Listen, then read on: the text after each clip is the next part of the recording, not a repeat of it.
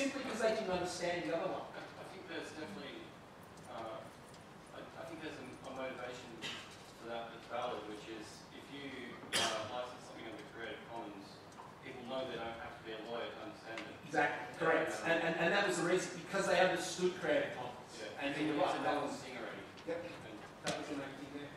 Also, I'm not sure, when you're talking about protecting works and stopping them from being copied, you said that, I don't think it's an either-or proposition way, but you said Microsoft, Sony, Nintendo have tried to stop people from copying their stuff and failed.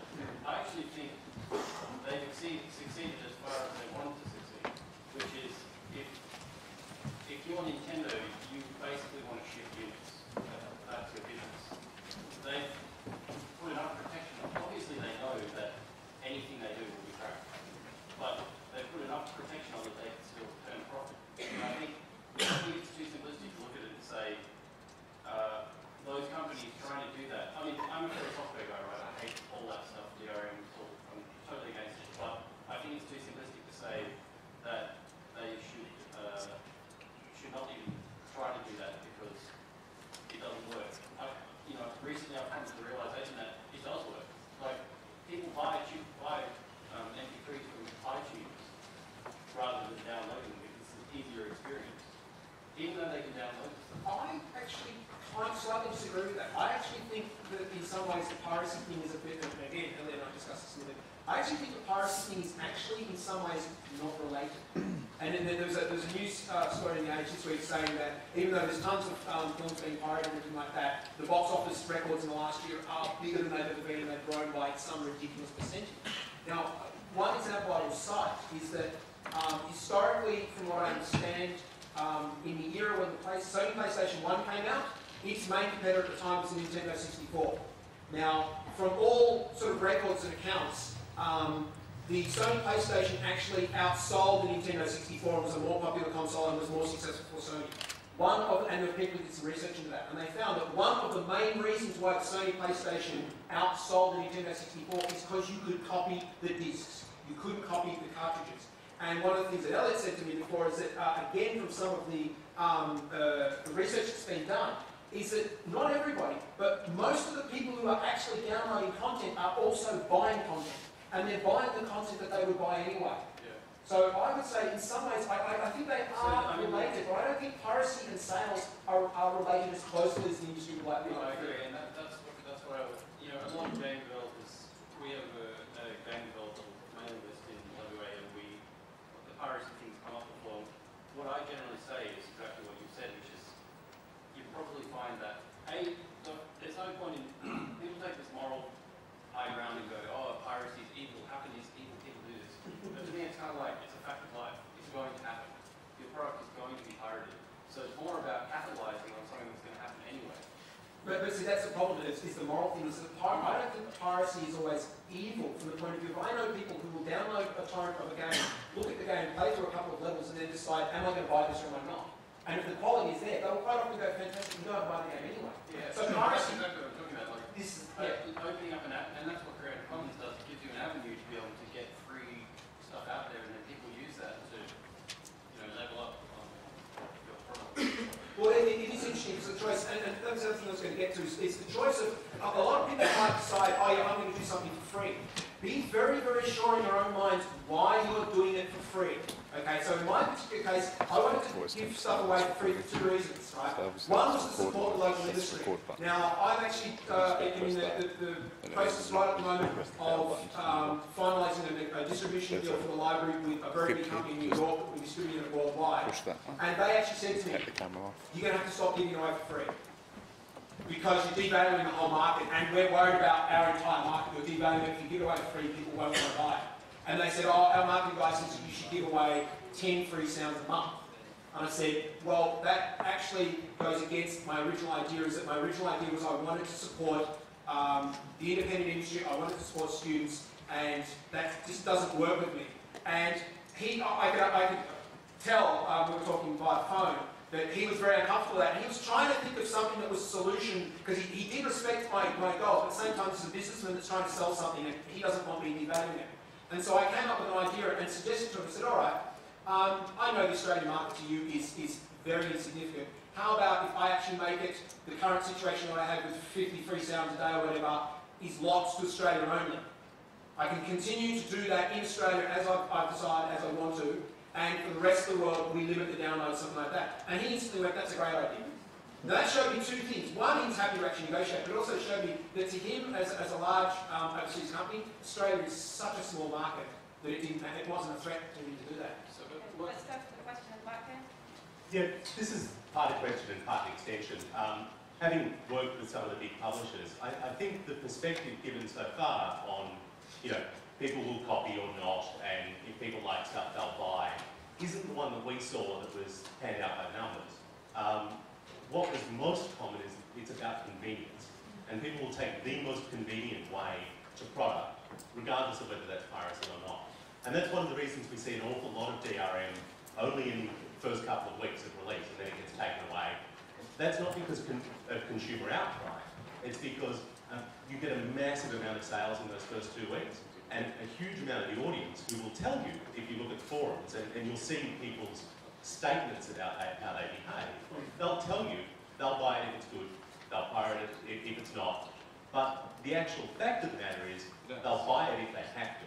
Well, interestingly enough, it was the first time that the industry actually went the other way. When EA released Spore, apparently the DRM for that was so hideously bad that it overnight became the most highly download pirated game ever because people were so sick of the DRM. And I don't even know that that was a protest. I think it was like you're saying. It was easier to download a working version than to get a proper version working.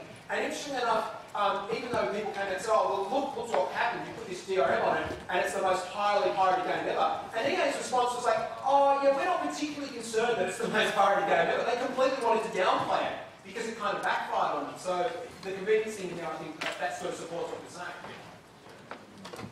I was going to say, I think that the convenience aspect is a really important point because, I mean, there is a reality that if your shit's online, then it's going to get shared around the network.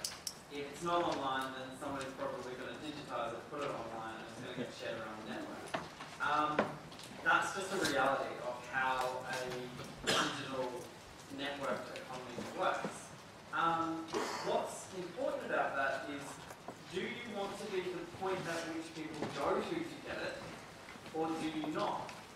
Because people will get it if they want it.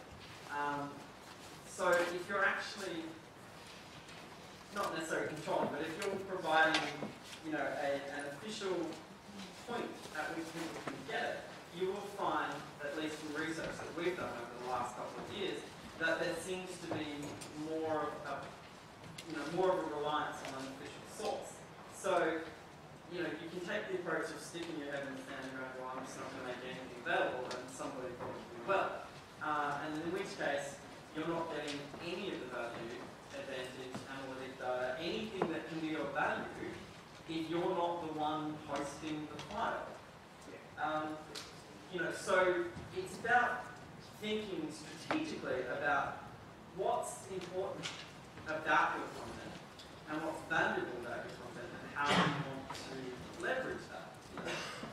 If being the most played game on iPhone is important to you, then you need to look at ways of making that happen. Likewise, if making a shitload of money, which I'm led to believe is probably not a high aspiration in the independent game sector in Australia, but I don't know, it's not my sector. Then you definitely don't want to be looking at doing anything that will undermine your market. But I think what's important is that, if stuff is going to move around the marketplace and the network, then you want to be able to control that as much as you possibly can. You'll never be able to control it totally. But if you're not making it available at all, it probably will be made available and you probably won't even know it.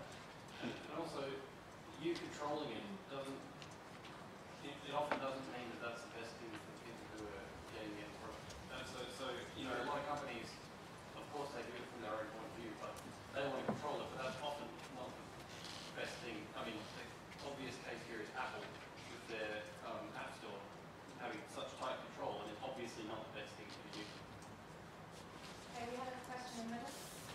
I just want to ask what your opinion is on distribution systems like Steam and how the level of intrusiveness of that system compared to the classical DRM like Spore or just CDs.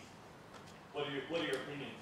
The biggest issue I have with Steam is that on a couple of occasions, I've got some Steam games. I actually quite like the method to some degree. But the biggest problem I have with Steam is that there's been times when I've tried to play a game when I've been away from the network, and it won't allow me to play some of the games unless I'm on a network. And that I find completely inexcusable. I mean, there's no excuse for that at all. One of the other issues about things like Steam and stuff is I think they've become, again, a convenience thing. They've become a convenience thing for some of the developers to produce half-finished, half-baked products because they're like, oh, it's easy, we can just have another, because you've got to be on Steam, we can have it so that you have to download something before you can play. And, I mean, an example of a game that I sort of downloaded and went, yeah, I'll look at the demo just to see if it's any good. And then decided I wanted to play it, and then turned around and went, oh, I've got to patch this. I wanted a 2 gig patch. 2 gig's not a patch, 2 gig's an entire game. And I think this is the problem, is that Steam has its strengths, but I think it also has its weaknesses, and I think it shouldn't be used as an excuse for, one, yes, we're lurking in your computer at all times sort of thing. Two, we're going to decide where and when you can play a game. Like, oh no, if you've gone away on holidays and you don't have internet access, no, you can't access this game. And that's ridiculous. And again, as I said, the patching thing. So I think it needs, I think the core idea is good. I don't think that the utilisation is 100% yet. I have a confession to make. I don't play computer games at all. I don't know what Steam is. I know what a crazy idea. Invite a non-gamer to a game conference. Can I just go back to something we were talking about before? So I wanted to say something about when we were talking about value, because you both mentioned value, because there's been a lot of really interesting research done into value and price correlation.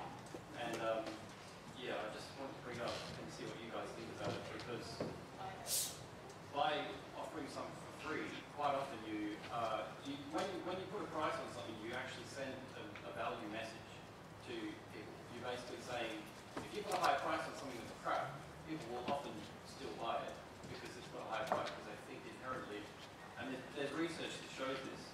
The Apple Diamond. The iStore, there is an app on the iStore that somebody told me about called the iDiamond or whatever. It is a JPEG photo of a diamond. It costs $1,000. People are buying it. The main reason they're buying is to go, hey, look, I can afford this, at which point everybody should laugh at them. But yeah, you're right, exactly. Some people will buy, there'll be people who will go out and buy a Chanel watch just because it's a Chanel watch and they want to say, look, I spent $5,000 on this watch. Or a tap water in a bottle. Or a tap water in a bottle, is where I'm drinking, yeah. I didn't pay for it. No, that's right. So this is Creative Commons water. Okay, we have a question here. Yeah. Is it on?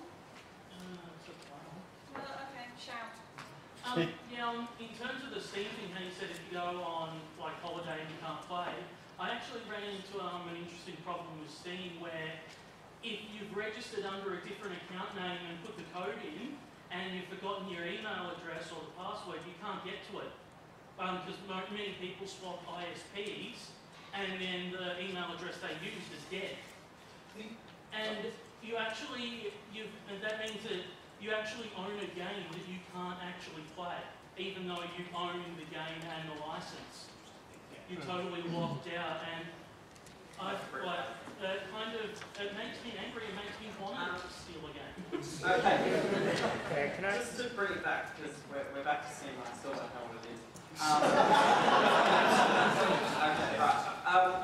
But importantly, it doesn't matter whether I know what Steam is. I think what's important is to say, does it matter what platforms you are? Try to work out what platforms are important to the community who gives a shit about what you do, and be on those platforms. More importantly, be on all platforms. And don't use technologies that do things like that, do you? Yeah, I constantly hear Apple iPhone users complaining about stuff, and I'm just like, yeah.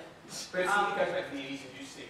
Everybody goes out and buys an iPhone because it's easy to use, and it's easy to get apps, and it's easy to, and so people, I think, go for something that's. I think it's got a lot to do with value.